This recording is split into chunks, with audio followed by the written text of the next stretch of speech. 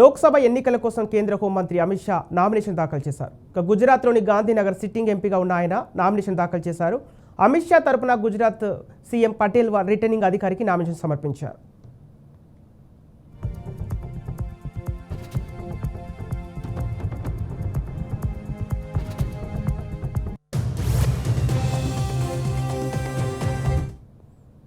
ఇక అమిత్ షా ఆస్తుల విలువ మొత్తం 36 కోట్లు. ఇందులో స్థిరాస్తులు 20 కోట్లు కాగా చిరాస్తులు 16 కోట్లున్నాయి. 72 లక్షల విలువైన బంగారు ఆభరణాలు, 15.77 లక్షల రుణం ఉంది. ఇక అమిత్ షా భార్య సోనాల్కు 31 కోట్ల విలువైన ఆస్తులు, 1.10 కోట్ల విలువైన నగలు, 26.32 లక్షల అప్పు ఉన్నట్లు అఫిడవిట్లో వెల్లడించారు.